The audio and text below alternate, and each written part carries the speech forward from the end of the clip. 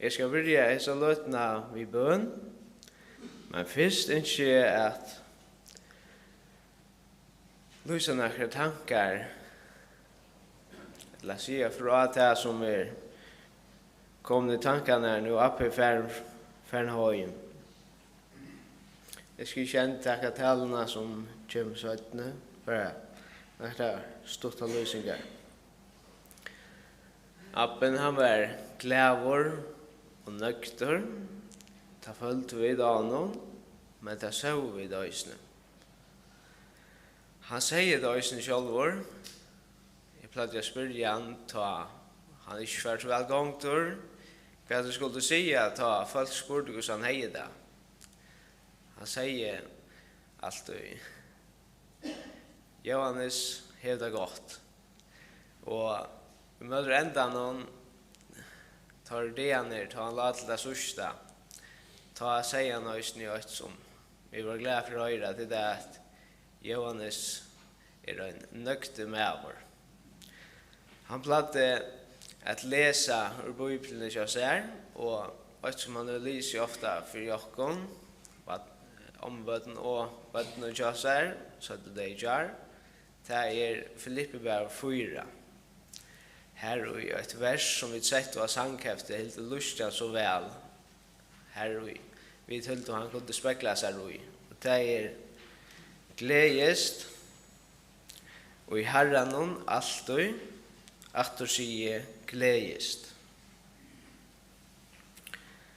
Jóannes Thomsen, Abbe Moin, oppkallar etter honom. Jeg minnes vel, så stoltur. Jeg var å være oppkallar etter honom, og så stoltlig det var å si navnet til oss her. Han var så kjentur som personer, men også som fela. Vi bare krossa og arbeidslivet. Jeg fikk endan, og han fikk byrjanna til meg. Og nekvar oppgaver bare løst der, ur høyda, grøna, berlingobilen han kort jo i. Sånn ble han så en sparringspartner til meg. Appe var for meg, en part foreldre, en part lærere og en part viner. Jeg skal be en av bøn. Gå god, jeg takker deg for at vi kunne være savnet her og minne om Jóannes Abba. Vi takker deg for at vi kunne ha han så langt til oss. Jeg ber du må være til oss, og styrst til oss, omma og pappa, fastor, pappa, Bøtjaner, Kara og Paula, og akkurat familie. Nå vil lunches etter hånden. Letje seg løtene i tøyner henter. I Jesu navn. Amen. Så var det et innkjøysene. Jeg tror at Abbe domte vel at køyre imsa sanger fra i stoven her spiller sin drarst. Så hoksa vi at det vil stått litt at en av søgnene som fer jeg spalte en av sankene som han domte så vel. Betesta kjøre, tvitt liv, hever vire, her i salen og kjøkken hatalene. Takk for det.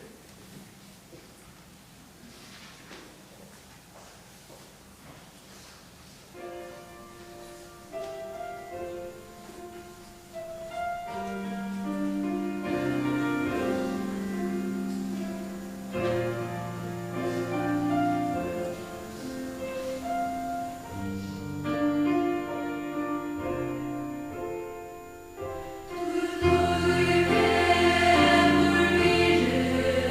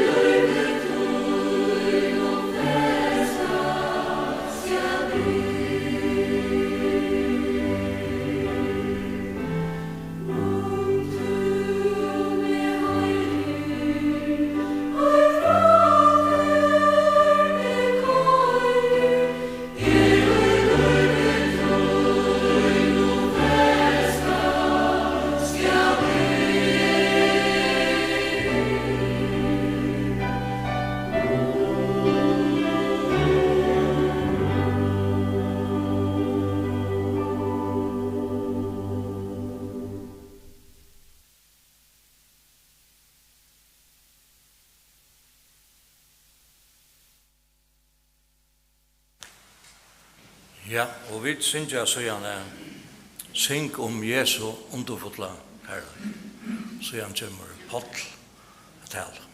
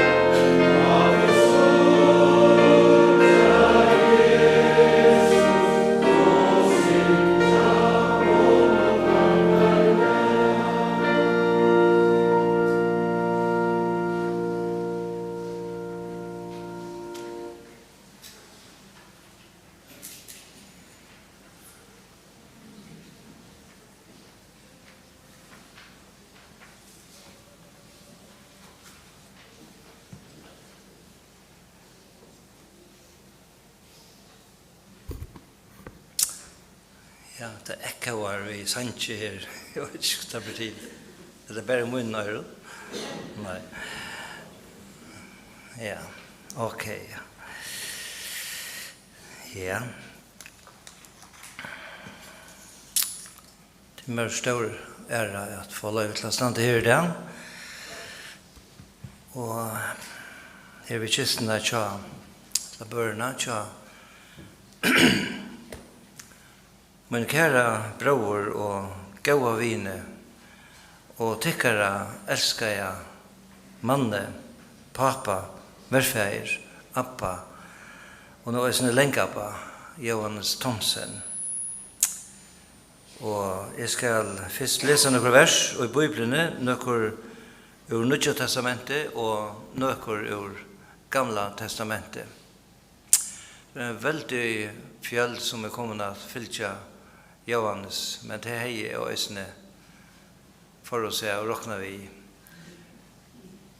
Og jeg vet at jeg sier at det er så hjertelig velkommen. Det gleder seg over at sitte så mange vil ha kommet ved det. Jeg skal lese noen vers ur tja Paulus apostle. Høres det? Ja. Ur 17. Korinthbrevet kapittel 4 og noen vers ur kapittel 5. Jeg skal tenke 3 til sørste versene i 4. kapitlet som sier såleis. Vi misser ikke møte, nei, så utvarstes menneska okkara gonger til gruntar, endur nudjas tau innvarstes menneska okkara derfra degi. Tui trångt okkara som stokkot og løtt virkar okkon og i større og større iverflå evige fytling av dård. Vi til at vi har ikke hitt skjønnelige fyrir eia, men hitt avskjønnelige. Tui hitt skjønnelige tøymelitt, men hitt avskjønnelige evigt. Og så 2-1 versene i 5. kapitlet. Vi vet jo at jødiska hus likams okkara ver bråte nyer, hava vi bygning fra gode hus og ikke gjørst vi hånden, evigt og i himmelen. Eisne mye vi bygger her, sofa vi jo tog okken lunches etter å være iviklad vi himmelska huset okkara. Så fra vers 6-8 her det stendur,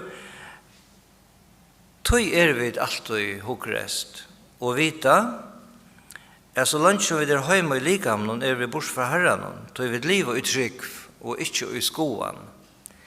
Ja, vi er hukrest og hadde helst vilja færre borster ur likamnen og være hjemme til herren.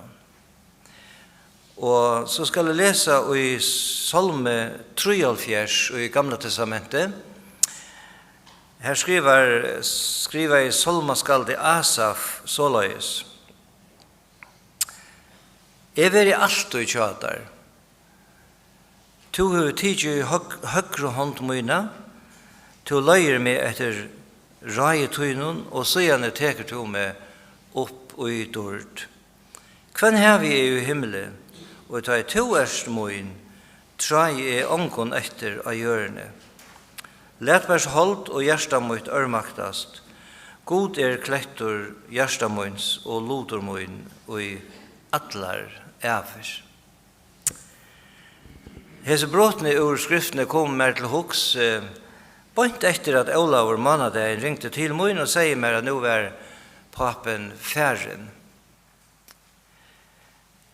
Vi sutja begge Paulus og Asaf. Paulus for 2000 år siden, Asaf for omlag 3000 år siden, var kommet til det som og nye støv, og til var at høyast vid livet og et lengt og virkelig liv, så kommer han tøyen til asana verur, at livet via fjæra bostor, og tøyen kommet av fjæra hiene. Bare hese mennene hadde livet og et virkelig liv, og hadde tant herren. Paulus hei ferast størsta parten av det taverande kjente heimenon, hei prætika evangeliet, hei ser mennesker komme til trygg, men hei også vært for større motgångt i livenon. Han hei sitt i fengehuset, og hei vært ytla viffæren. Og ta så Paulus var kommet fram med enden av syne livet, og han satt i fengehuset, og åren han stått etter ved tidsen av døven, skriver han hese år til unga vinsøyn Timoteus. Jeg har struttet gauast rui, har rundet skøy at enda, våre standande og utrunne. Nå liker rattvise kranser mer til røyer, Herren, hin rattvise dømare, skal gjøre mer han hindea, og ikke berst mer, men øysen i ødlån som har elsket åpenbering hansara. Salmaskalde Asaf, vita vet ikke lykkende om som Paulus, men det stender såleis om han i 4 krønikebok. Nekrir av levittunon sette David konkur til å gjøre tjeneste framfor i ørsk herrans, og til å prysa, takka og lova herranon god til Israels. Asaf var løyere. Det stender også om Asaf at han var sankare og trommespelare.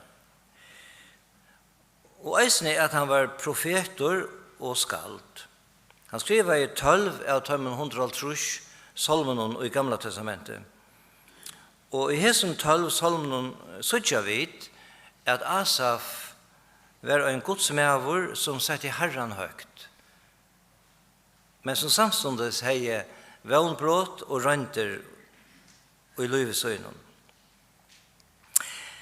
Vi sutja at hese bayer, Paulus og Asaf, tar våre virkner og livesøgnen, men bayer kommer til samføring at øynafer skulle ta færre hiane.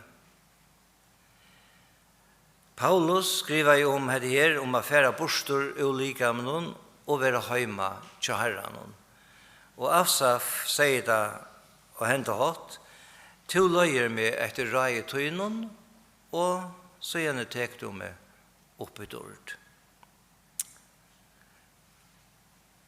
Han som vite, og i det han fylltja til hans søgneste kvildasted her av Folton, Jóannes Thomsen, levde et lengt og virkeliv. Men nå kjente han til Aser, som begge Paulus og Asaf kjente Aser og skriver om. Johannes var grøyt at han kjøtt, som Paulus sier til, for å fære bostor ur likamenon og være heima til herren, og som Asaf vittner om, til løyer med etter raietøynen, og så gjerne teker hun med opp i dård. Johannes var samført om at så kjøtt han drog søgneste andadrått her, så var han heima til herren. Og at han frelsere, han har sett så ut alle av som unger dronker for at teka han opp og i dård. Hesa søgneste tøyene hever han vært sere veikor og hever ikke orskan egg. Men alle tøyene, helt til det sørste, var han glæver, og som han selv sier, atter og atter, og det var det som Johannes, apostoleren, var inne på, at han atter og atter sier det her, jo en nøkter med vår.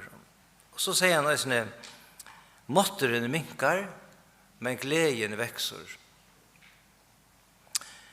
Jeg selv har til glede å kunne sitte og prate med Johannes, som jeg mange gjør det, og dette kvalitet sammen med abbadøtrene Jorun, oppe av Vestersjåvå, som var her til kvalitet, og det var nå månedskvalitet og i Sørsteviko, at vi var her oppe i Jekvabror og jeg, og vi var til antakt av Vestersjåvå, her som Johannes jo har bodd til sånne støyene siden desember i 2021. Og dette var jo en knappa viko Arna for henne. Johannes var alltid glæver for å være vidt til disse andaktene, og som her oppe i Vestersjå kvart månedskveld. Da vi bare kom inn, ta helsa i Johannes, vi synne etkjent og helsa vi håndene, og som sagt av baksøyene, det gjør det igjen. Nekve av nå, så er det støyene, jeg vet ikke om han alltid gjør det der, men det var så godt nå, så han ble sjukker, og jeg halte det verste hitje at disse her myntene av baksøyene. Hon sier nekv år, kan man säga. Han var som sagt alltid glæver og vel nøkter. Og ta etter kvalitet så spurte jeg bare den spørningen bare. Og skulle man spørre om og prate om, sier nå, hvordan har rått da? Ta sverre han, hun har det godt. Og så leier han at treet. Ta hun har det godt, har vi det godt. Det var ikke første før jeg hørte han si at her. Jóannes Thomsen var føtter som det sender av blænen øysene 24. juni i 1936. Foreldrene var Agnes og Oliver Thomsen. Agnes var ur Gjerun i Klaksvik og Oliver ur Frammestov og i Norragøto. Agnes og Oliver fikk nødjebøten. Hannefoja, Sibylla, Thomas, Asa, Daniel, Ingebjørg, Johannes, Rikard og Kristina. Nå det best tvei til yngsto, Rikard og Kristina, etter å løyve, og de det begge her og i det. Jeg halte at, alt passer på å nevne ånek navn, men jeg halte for å lykke nevne at Ottmar, Bodje Ruth og kona til en annan bodje, Arna, Sidia, Teir og Sidia Frensa bodje, sammen vi. Ørene av familiene. Ruth og Johannes fikk 4 bøten. Påle kom først, og så Olavur, og så Evi, og så Kare. Og og appabøtene nødjo i tale, Sara og Sanja til Paula, Johannes, Jorun og Heiti til Olave, Ruth og Sara til Evi, og Tauche og Elias til Kare. Og så det en lenka på døtter, Carolina Lovisa til Johannes Inkra og kona hans Sonlei. Ruth og Johannes giftes 24. april i 1935 og fikk så start 8,5 år sammen i tjonaleie. Og vi som kjenner Ruth og Johannes kunne si at de har haft et 4 myndeligt tjonaleie og i trofeste og karløyga. Jeg har ikke glede å kunne sitte sammen ved store parter av familiene ut Olavi og Karoline og Tuskvalde. Vi hørte en sere gode, honalige og stortlige løte sammen. Her jeg hørte Ruth, bøttene, og ikke minst Abba-bøttene, sier mengt hovvedkjende verkurs og er sin stortligt om mann, pappa og Abba. Jeg spurte Ruth hvordan det var til at agentan ur Vaje fant dronjen ur Klaksvik. Hon sier meg at hon var å vidja i sistkjena på sitt anno, og mann henne Niklas Ekraberg Poulsen, som tar bo i Klaksvik. Og at nå et møte i Bethesda, hittos de på i Fistofer, og jeg skilja lennon at Johannes visste just hvor dævren var. Det var 19. august i 1938. Så til meg har gjort det største året av han, at jeg var hitt til seg vøker og fitt og voksjentene. Men Jekken tog åren til for å genga sammen og var trolova. Og som sagt, giftes de 24. april 1935. Så er det jo Vaje. Jeg skal bakka noen år etter i tog og nevne at Johannes etter 6 åra skolegongt som 14 åra gammal og i 1930 fører til skips ved Polarferden og i 1932 fører han lærer som elektrikere til Bodjasen og Thomaset og i 1936 fører han aktor til skips ved Polarferden og i 1938 fører han til Ådense å lese til installatør og gjørtes godkjendur elinnledgjere. Og i 1930, da han var akterkommen, gjørtes han sjakkformøver, som han nevnte da, hjá Jóannes Thomsen. Og om løy 1934, da fikk Thomas Thomsen eisne arbeid her i Fuglafjære, Agera, hjá Havsbrun, og Johannes kom av færa sin til Fuglafjærer til tøyene at arbeide. At etter at de var gift i 1935, bo Ruth og Johannes de første årene i Klaksvik, og de bygde seg i hus her. Johannes var i 2 omføren og arbeidet i føringehavnene, og en 36 måneder til samans. Først årene de ble giftost, og så gjerne etter at de var gift. Ta for Ruth en for ivra vidja Johannes. Og hon sier mer at hon for vid Skalaberget i Grønlands. Kai Johannesen var skipare, og da de kom av fiskeløy, kastet av trålje ut for å fiska. Og jeg vet ikke helt hvordan lunsj det var, men i ødelføren kan Ruth si fra at hon har vært fiskeskap i Grønland vid Skalaberg. Det er ikke øyne hver som kan reipa tog. Men hon reipar ikke, det er ikke det som er mener.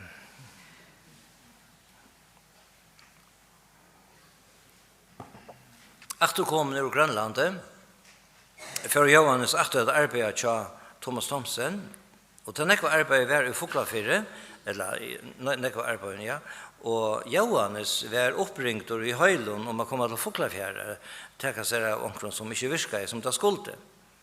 Ruth sier meg at tæt løyve tomte og nytt. Og sier en dag ved Jóannes at det akkurat det samme kunne bare fære til Fuglafjære av byggva. Så var det gjørst. Og det var i 1970. De første årene løy av disse hus, men i 1975 bygde de sine egne hus, her til hava bo så gjerne. Og i 1972 begynte Jóannes sine egne fyrtøkker, som begynte vi bare kallet for hjá Jóannes Thomsen, og han begynte i en skole av kajene, som 17 ble sett og skjema ved omkring annan skor, og såløs vaks virksomhet med alt mer og mer. Og Jóannes fikk seg lærlingar. Tvær fra første var Lørviskjengren Jakob Trøndheim og fullføringren Kai Eli Poulsen. Det var til nekva lærlingar etter sjøene. Ruth sier for meg at hun skriver i alle rokningarna til første årene. 17 var så navnet brøtt til JT Electric. Det gikk ikke langt tid, så måtte Jóannes finne seg større i høle og kjøpte huset som stod her oppe i Trønne, bønt ved Skarsjøa, og som nå er bostor. Her var virksomhet helt fram til omløyd år 2000, da jeg virksomhet flyttet ut av Kamsdal. De bygde først bygningen som KJ øyer og det, men da jeg derfor å genga så det verre, og særlig i eleven som fører kjøkken torfra tøyer, og som tar høtt og nekk samarbeid vi, så selte tar tannbygningen, og Jóannes sjølver var til å ha kommet frem i møter pensjonsaldre, og hei trekk seg nekka atter, men han kom vi atter og tok et meknartak, og sammen vi donalig om falske som han hei at træt seg fåta og tar seg atter. De bygde så et sint og 17 til huset som virksomhet husast i det. Olavur, soneren som har arbeidet her, altså i årene, han tok mer og mer iver og var stjåre i fyrtøkene i flere år, til han er hoa takk seg mer av øren virksomhet i fyrtøkene, og en annen stjåre var settor. Hese 17 årene er JT Electric færen fra å være en vanlig elfyrtøka til å være en framløslo fyrtøka, og hever ment seg til å være en altkjøa fyrtøka vi utvid 100 starsfolken. Og nå er fyrtøkan som finnes til å være altkjøa høyte Grå Aqua. Så ikke hentan den kranseren, vekre kranseren, han er fra Grå Aqua. Jeg spurte Olav hva papi hans sier til dette nødja navnet, og at JT-navnet var bostor. Nei, vær svære. Det har han alls ikke møter, og var bare glæver og takksammer at jeg ikke tømmer så vel. Olav sier at papi hans alle tøyene holdt til det sørste var så ahover, og domte så vel å høre om alt som fører fram i fyrtøkene. Stort etter navneskiftet, da kom Jóannes en sonnemorgon av morgenmøte her i Siloa, og en t-shirt ved navnet Grå Aqua av bæsjenon. Så han ville vise til at han er absolutt ikke noe med tøy, han ville feien fylle av tøyene. Og nå vi tås om morgenmøte, så har vi tatt vært i åkken i samkomne og en stor glede til 17 årene, at onker i familiene hei vært etter Jóannes og kom vi honom i køyrestål av morgenmøte. Og Og det var så godt og rørende at høyre, da han vid sine veik og rødt, be og takka i frelseren om fire, at han er i frelstan av ungen og aron, og være vi honom, tjøk noen hette lenka løyve. Det er best nekker helt få av viker, så han søgnast og fer, let rødt søgna høyrast og i tøkk og tilbyan her i salen.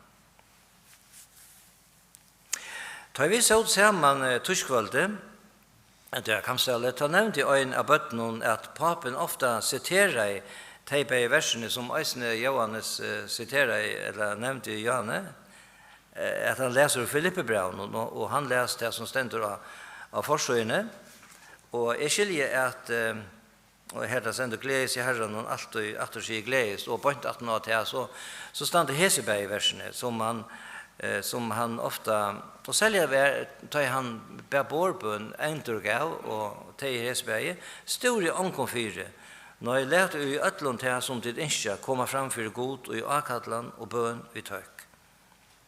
Så skal fri og god som styr opp om alt vidt og varvøyda gjørst og hoksan tykkara og i Kristi Jesus.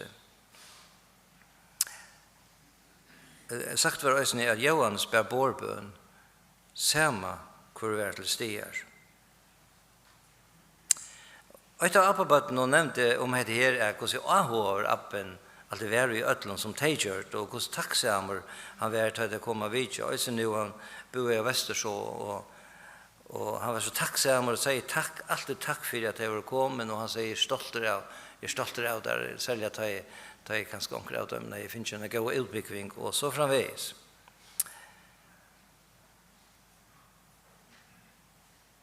Tuskvaldet da kistan kom her i salen, ta han sier Olaver noen få år, og han kommer lysent inne på at det her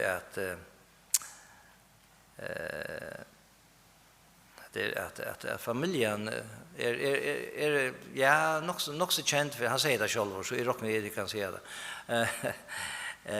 For jeg vet ikke sløv og gløyma, og så fortalte han noen søv, men jeg får ikke fortelle noen søv om det her i det, men vi fullføringer kan skal vite nesten alle om det, og noen søvn er mer kjent enn noen andre om Johan som glemte affære og angstene til som han skulle.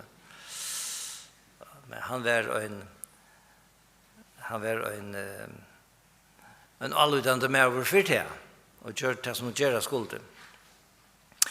Jóhannes elsker i frelsere og han elsker i skriftene.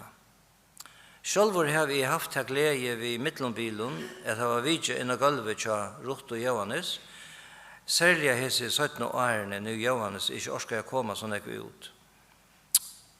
Og jeg alltid kan si at hver øyne så fer jeg kom inn av gulvet, så satt Jóhannes av bansjen, i køkken særlig, ångte i stående, og hei åpnet Bibelen fremme for seg av båren.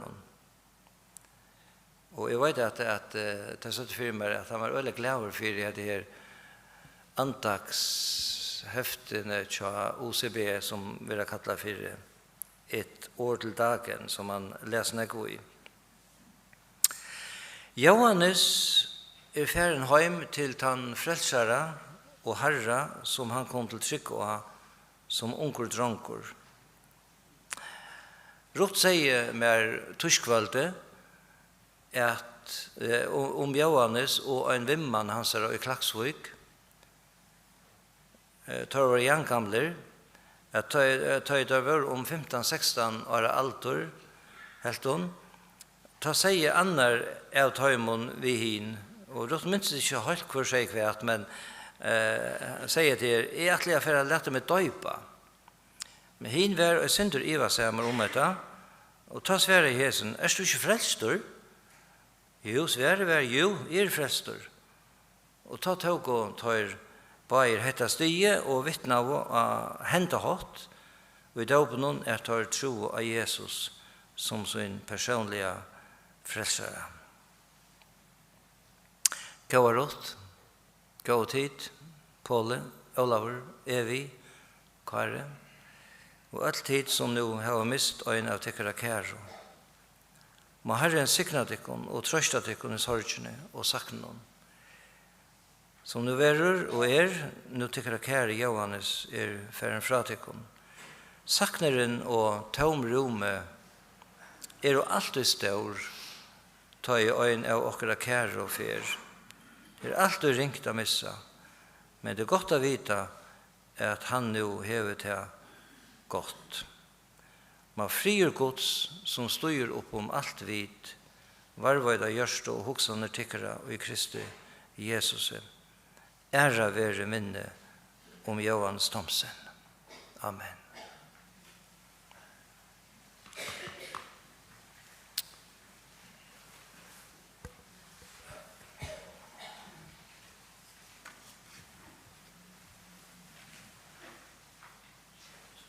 Skal jeg bare si det?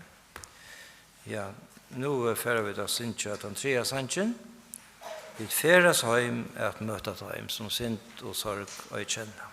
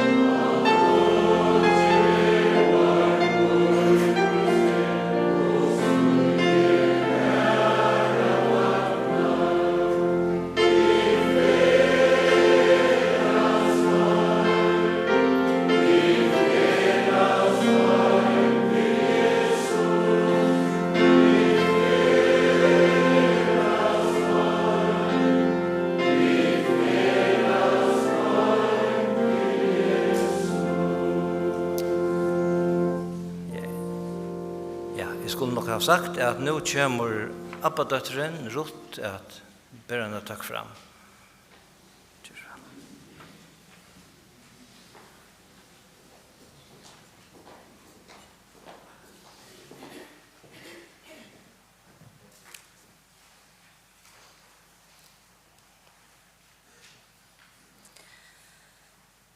Hej.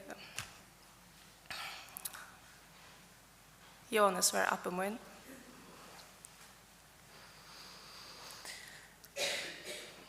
Og selv om han var begränsa ver fysiskt till senaste tøyna eller i nekvar, men enda vi har bygget av Vesterstove. Selv om han ikke kom nekv ut, så elsker han livet. Og her var sånn et liv i honom. Selv om han ikke fikk utsikt, lika nek som vi kunne, så sa man det annen. Det stod litt av Jóannes Thomsen sier til at jeg sier at man sa det annen. Det er lustig å reie noen tjånen. Og hvert år hans har funket det, så rundt jeg at minne meg av disse seneste få årene, om dette for å være hans seneste år. Men jeg må innsøke at jeg var aldri klar til å misse han.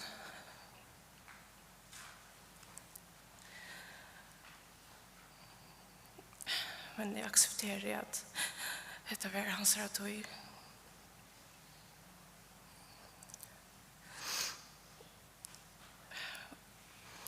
Og selv om det er hardt nå, og sorglig nå,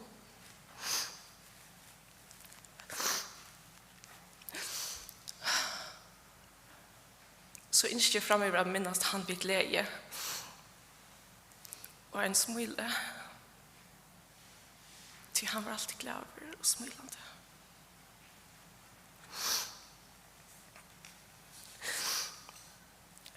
Jeg skal be takk til alle som har hjulpet og imenskan hatt og til å rørende og ta varmer at føle hvordan at løse samkjensle og stål til dere. Og vi vil gjerne ønske en særlig takk til Vesterstove, her som Abbe boet de seneste 2 årene. Til han følte seg virkelig hjemme her, og vi følte virkelig at hvor så godt han heide, og hvor så godt å være kommet her. At vi ikke og hitje ut, som vi honom, hitje ut av de flotte utsiktene, og vi har haft sånne gode løter her, og vi har flent sånne sammen.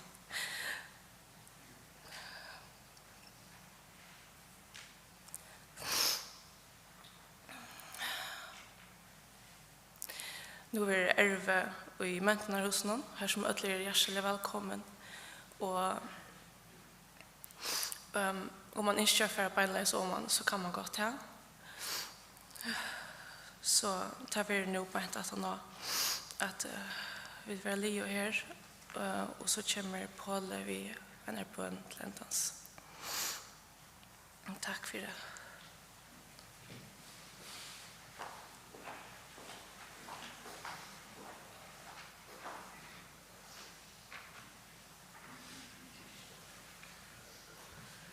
Ja, vi skal fara enda.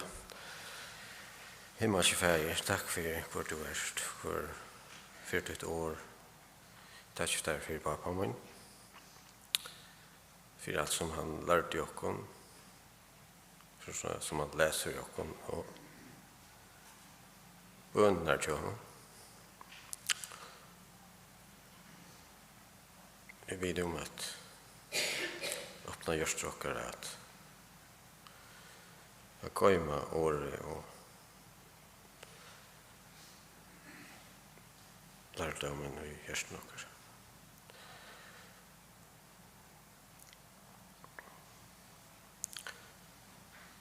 Signa allt som är kom här och allt som inte kunde komma. För det är hemma att länka på. Och allt som har hjälpt och om gravfärgerna och som var om pappa min. Tack därför att signa ett land och allt som är byggt. Du inte bara och hela namn. Amen.